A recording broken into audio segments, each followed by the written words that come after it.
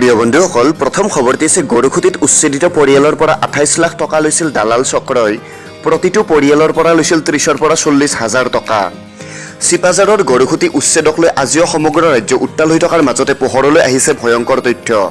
শেহতীয়াকৈ পোহৰলৈ অহা তথ্য মতে চিপাঝাৰৰ গৰুখুটিৰ উচ্ছেদিত পৰিয়ালৰ পৰা 28 লাখ টকা সংগ্ৰহ কৰিছিল এটা দালাল চক্ৰই। অভিযোগ অনুসৰি প্ৰতিটো পৰিয়ালৰ পৰা এই 25জনীয় দালাল চক্ৰই সংগ্ৰহ কৰিছিল 30ৰ পৰা 40 হাজাৰ টকাকৈ। তেওঁলোকক দালাল চক্ৰই প্ৰতিশ্ৰুতি দিছিল যে ধন দিলে তেওঁলোকক উচ্ছেদ কৰিব নোৱাৰিব। সংবাদ মাধ্যমৰ কেমেৰাৰ আগত এই অভিযোগ স্বয়ং উচ্ছেদিত পৰিয়ালৰ। প্ৰিয় বন্ধুসকল, ইয়াৰ পিছৰ খবৰটি হৈছে RSSক প্ৰত্যাহ্বান জনাবলৈ কংগ্ৰেছে গঠন কৰিলে জৱাহৰলাল বাল মঞ্চ। 7ৰ পৰা 17 বছৰ বয়সৰ শিশু কিশোৰক দিব নীতি আদৰ্শৰ প্ৰশিক্ষণ।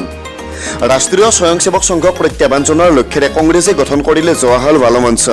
কংগ্ৰেছে RSSৰ বালাগোকুলমৰ দৰে এটা নতুন বিভাগ জৱাহৰ বাল মঞ্চ আৰম্ভ কৰি শিশুসকলৰ মাজত নিজৰ প্ৰসাৰতা বৃদ্ধি কৰাৰ সিদ্ধান্ত লৈছে। কংগ্ৰেছে নতুন প্ৰজন্মক আকৰ্ষিত কৰাৰ উদ্দেশ্যেৰে ৰাষ্ট্ৰীয় পৰ্যায়ত জৱাহৰ বাল মঞ্চ স্থাপন কৰিছে। কেৰালা কংগ্ৰেছৰ নেতা তথা শিশু অধিকাৰ কৰ্মী GV হৰিক জৱাহৰ বাল মঞ্চৰ মুৰব্বীৰ দায়িত্ব দিয়া হৈছে। এই বিভাগটোৱে 7ৰ পৰা 17 বছৰ বয়সৰ শিশুসকলৰ মাজত কাম কৰিব। GV হৰিৰ মতে কেৰালা কংগ্ৰেছে যোৱা 15 বছৰ ধৰি জৱাহৰ বাল মঞ্চৰ জৰিয়তে প্ৰায় 2.5 লাখ শিশুক প্ৰশিক্ষণ দিছে। হৰিৰ মতে ইয়াৰ সফলতাৰ প্ৰতি লক্ষ্য ৰাখি ৰাষ্ট্ৰীয় পৰ্যায়ত জৱাহৰ বাল মঞ্চৰ প্ৰয়োজনীয়তাৰ অনুভৱ কৰা হৈছিল। ইয়াৰ পিছতে যোৱা বছৰত 5খন ৰাজ্যত জৱাহৰ বাল মঞ্চৰ পাইলট প্ৰজেক্টৰ কাম আৰম্ভ কৰিছিল। প্ৰিয় বন্ধুসকল, ইয়াৰ পিছৰ খবৰটি হৈছে নিৰ্বাচনী ৰেলীত মৃত বিজেপি নেতাক মৰা কুকুৰৰ লগত তুলনা পশ্চিমবংগৰ মুখ্যমন্ত্ৰী মমতা বেনাৰ্জীৰ। বিজেপিৰ প্ৰতিবাদ। পশ্চিমবংগত এতিয়া বলিছে উপ নিৰ্বাচনৰ বতাহ। ভবানীপুৰ সমষ্টিত হ'বলগীয়া উপ নিৰ্বাচনত বিজেপি প্ৰাৰ্থী প্ৰিয়ংকা তিবৰেলালে বিজেপিৰ সহস্ৰাধিক কৰ্মীৰ সৈতে শনিবাৰে দক্ষিণ কলকাতাত এক প্ৰতিবাদী সমদল বাহিৰ কৰে। পশ্চিমবংগৰ মুখ্যমন্ত্ৰী মমতা বেনাৰ্জীয়ে নিৰ্বাচন প্ৰচাৰৰ সময়ত মৃত বিজেপি নেতা মানস সাহাক মৃত কুকুৰৰ সৈতে তুলনা কৰাৰ বিৰুদ্ধে এই প্ৰতিবাদী সমদল বাহিৰ কৰে বিজেপি কৰ্মীসকলে।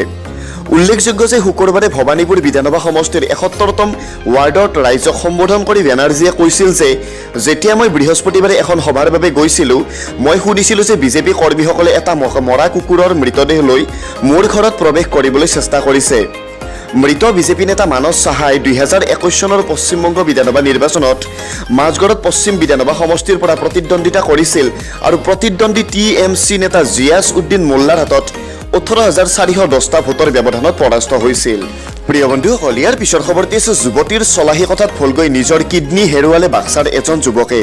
দিছিল স্থায়ী সংস্থাপনৰ প্ৰলোভন। কিডনীৰ অবৈধ বেহাই ৰাজ্যত তীব্ৰ চাঞ্চল্যৰ সৃষ্টি কৰাৰ সময়তে পুনৰ পোহৰলৈ আহিছে আন এটি ঘটনা।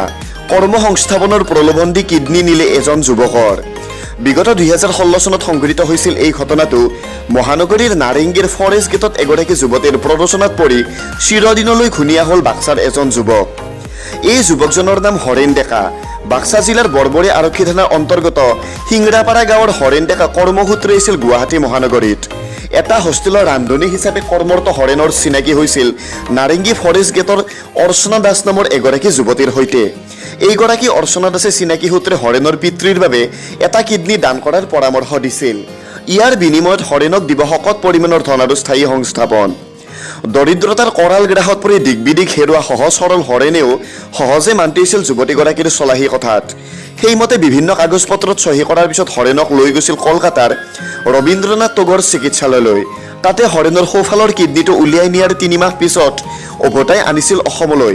পিছে অসমলৈ ঘূৰি অহাৰ পিছৰে পৰা হৰেণক এৰাইছিল অৰ্চনা দাস নামৰ যুৱতীগৰাকীয়ে।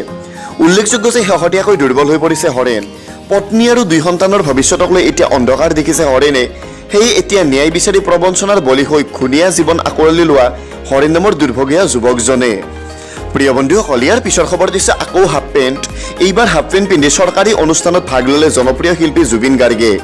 অসম কৃষি বিশ্ববিদ্যালয় অনুষ্ঠিত কৰে এগ্ৰি বিচিৰ প্ৰৱেশ পৰীক্ষাত এগৰাকী ছাত্ৰীয়ে হাফ পেণ্ট পিন্ধি পৰীক্ষাত বহাৰ কথাই ৰাজ্যত ব্যাপক প্ৰতিক্ৰিয়াৰ সৃষ্টি কৰাৰ সময়তে এইবাৰ চৰকাৰী অনুষ্ঠানত হাফ পেণ্ট পিন্ধি অংশগ্ৰহণ কৰিলে জনপ্ৰিয় শিল্পী জুবিন গাৰ্গে। গুৱাহাটী জ্যোতি চিত্ৰপটত ভ্ৰাম্যমান থিয়েটাৰৰ শিল্পী প্ৰযোজক আৰু কলা কুশলীৰ সৈতে অনুষ্ঠিত বৈঠকত হাফ পেণ্ট পিন্ধি উপস্থিত থাকে শিল্পী জুবিন গাৰ্গ। প্ৰিয় বন্ধুসকল, শেষৰ খবৰটি হৈছে ৰাজধানী দিল্লীৰ কাৰাগাৰত হাই এলাৰ্ট। দেশৰ ৰাজধানী নতুন দিল্লীৰ ৰোহিণী আদালতৰ কক্ষত গেংষ্টাৰ জিতেন্দ্ৰ গগৈক প্ৰতিদ্বন্দ্বী গেংষ্টাৰে গুলিয়াই হত্যা কৰাৰ পাছতে দিল্লীৰ সকলো কাৰাগাৰত হাই এলাৰ্ট জাৰি কৰা হৈছে। গেংষ্টাৰ গগীক হত্যা কৰাত জড়িত থকা আন এগৰাকী গেংষ্টাৰ টিল্লু দাসপুৰীয়াৰ গোটৰ মাজত সংঘৰ্ষ সম্ভাৱনাৰ প্ৰতি লক্ষ্য ৰাখি কাৰাগাৰত নিৰাপত্তা বাহিনীক সষ্টম কৰি ৰখা হৈছে। উল্লেখ্য যে তিহাৰ কাৰাগাৰত বন্দী হৈ থকা জিতেন্দ্ৰ গগীক আদালতত হাজিৰ কৰাৰ সময়ত তিহাৰ কাৰাগাৰতে বন্দী হৈ থকা গেংষ্টাৰ টিল্লু দাসপুৰীয়াৰ গোটে গুলীয়াই হত্যা কৰে। এই হত্যাৰ প্ৰতিশোধ ল'বলৈ গগীৰ গোটে দাসপুৰীয়াৰ ওপৰত আক্ৰমণ চলাব পাৰে বুলি তথ্য লাভ কৰিছে আৰক্ষীয়ে। কাৰাগাৰত যাতে গেংৱাৰ হ'ব নোৱাৰে তাৰ প্ৰতি লক্ষ্য ৰাখি কাৰাগাৰত নিৰাপত্তাৰক্ষীক সষ্টম হৈ থাকিবলৈ নিৰ্দেশ দিয়া হৈছে। প্ৰিয় বন্ধুসকল, ভিডিঅ'টি যদি ভাল লাগিল লাইক কৰিব, শ্বেয়াৰ কৰিব আৰু এনেধৰণৰ খবৰসমূহ পলকতে পাই থাকিবলৈ আমাৰ এই চেনেলটো নিশ্চয় ছাবস্ক্ৰাইব কৰিব। Thank you so' much.